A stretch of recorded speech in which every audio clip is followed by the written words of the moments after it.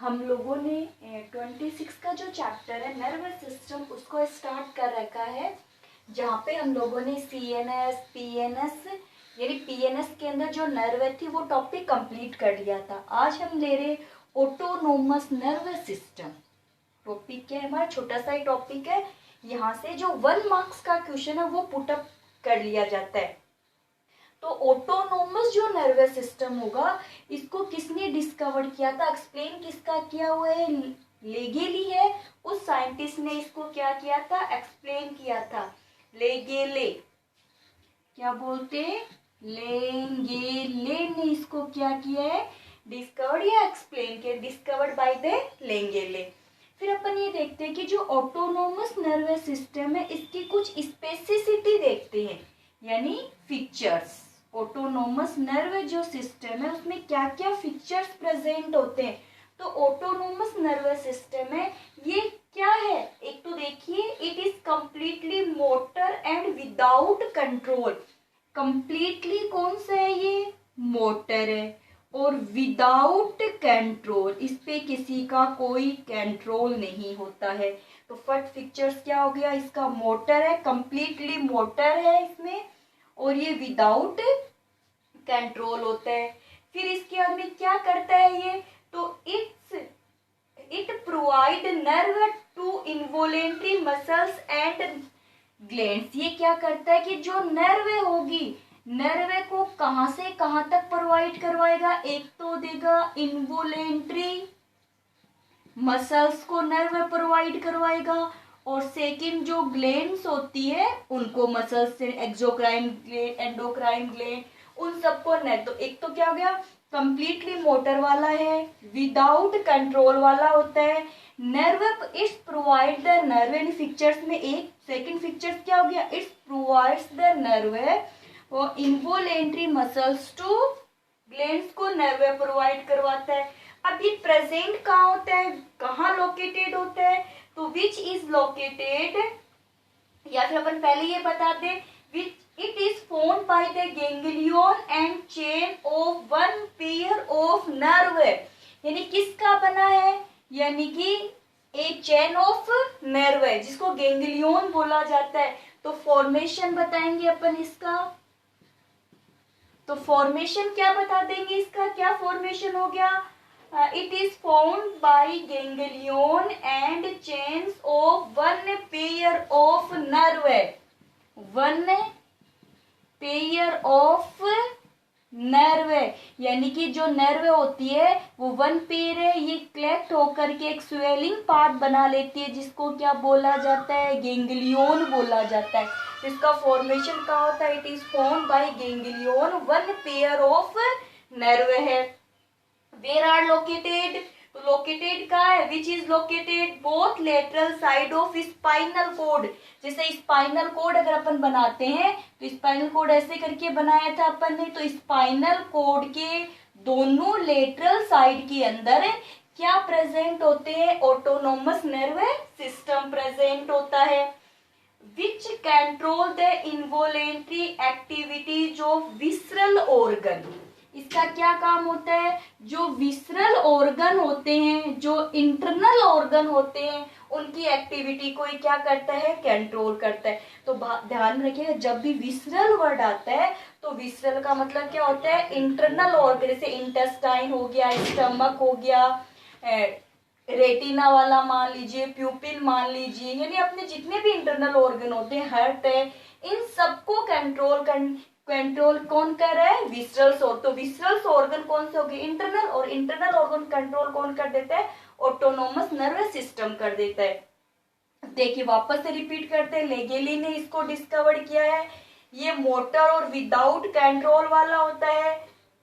ये जो इसमें इसकी जो किसको नर्व देता है, ये इनवॉलेंटरी मसल्स यानी इंटरनल ऑर्गन हो गए, और ग्लैंड्स को प्रोवाइड करवाता है। फॉर्मेशन किससे होता है, ganglion, one pair of the nerve. कहाँ प्रेजेंट होता है, स्पाइनल कॉर्ड के बोथ साइड प्रेजेंट होता है। जो विसरल्स ऑर्गन होते हैं, जो इंटरनल ऑर्गन होते हैं, उनको क्या करता है, ये कंट्रोल करता है। फिर अपन ये देखते हैं कि ऑटोनोमस नर्वस सिस्टम के टाइप्स देखते हैं, types of autonomous nervous system. तो ऑटोनोमस नर्वस सिस्टम है वो एक तो है सिंपैथेटिक और एक क्या हो जाएगा पैरा सिंपैथेटिक। एक तो क्या हो गया सिंपैथेटिक और सेकंड क्या हो गया पैरा सिंपैथेटिक। अब बात करते हैं अपन सिंपैथेटिक की। जो सिंपैथेटिक वाला होता है ये क्या करता है इमरजेंसी कंडीशन के अंदर एनर्जी प्रोवाइड करवाता है।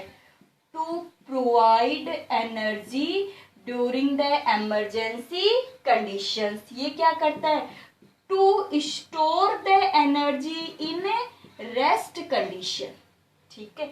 अब देखिए जैसे एग्जांपल की फॉर्म में लेते कि अपन बिल्कुल आराम से चल रहे, कोई अपन को बोलो कि दौड़ के आ जाओ जल्दी चल के, अपन बिल्कुल भी नहीं चल पाते, बोलते कि मुझसे तो नहीं चला जाएगा जल्दी जल्दी।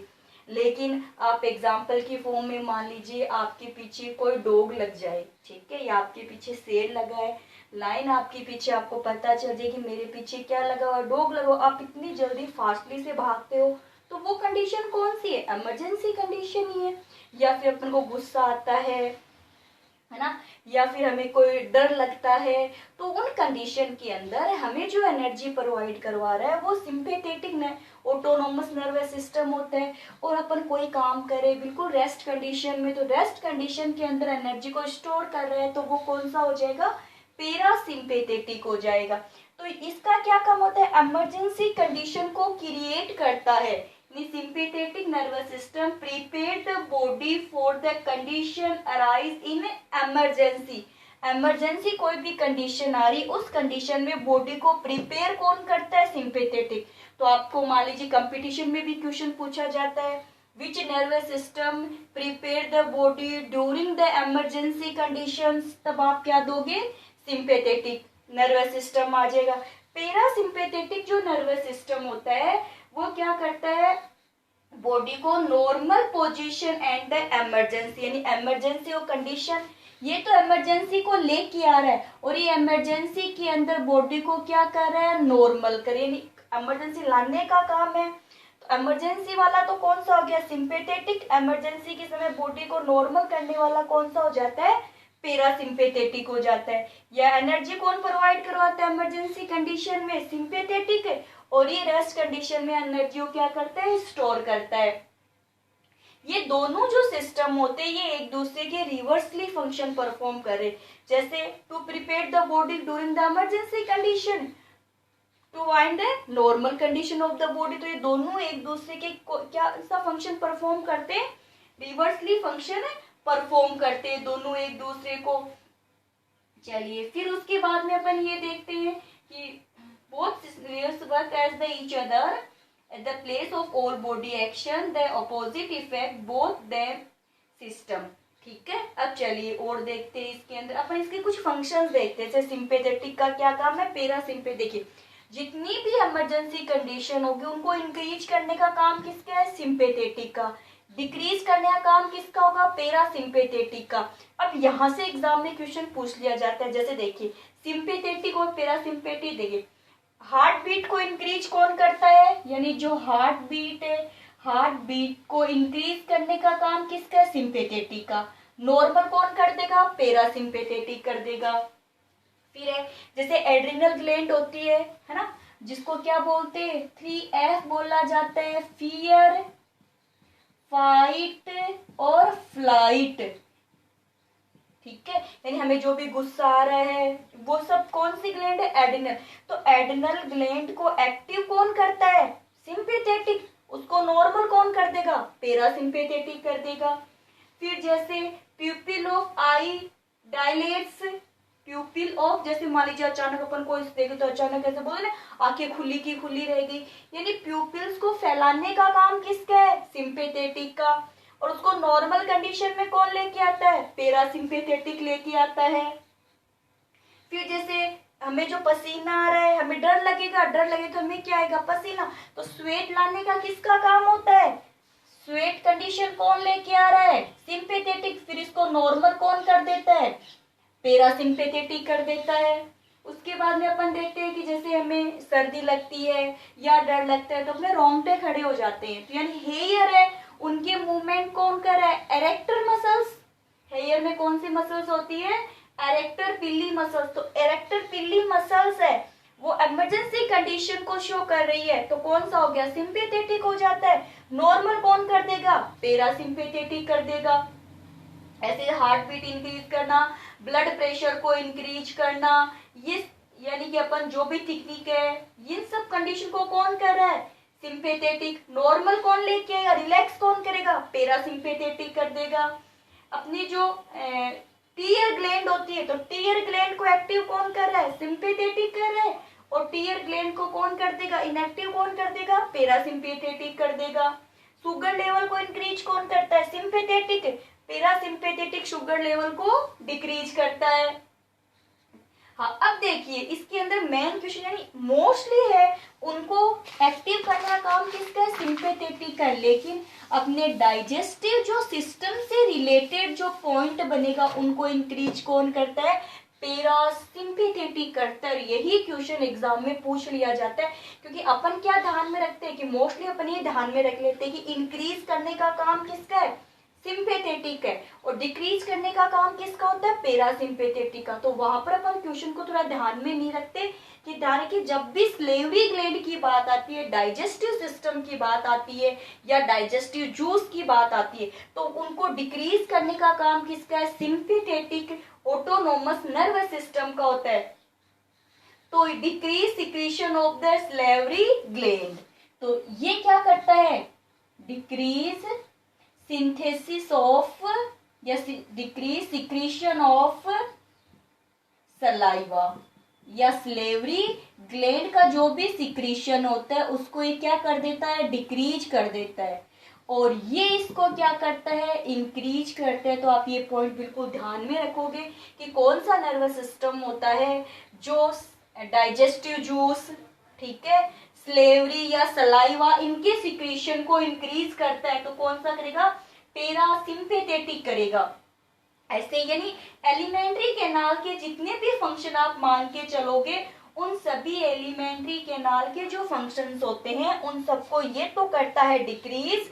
और ये जैसे ये पूछ लिया जाए कि एलिमेंट्री कैनाल के तो जो पेरिस्टेलिस मूवमेंट होता है, जिससे जो फूड होगा वो बिलो ऑर्गन्स के अंदर आ रहा है, तो उसको डिक्रीज करने का काम किसका है, सिंपैथेटिक का।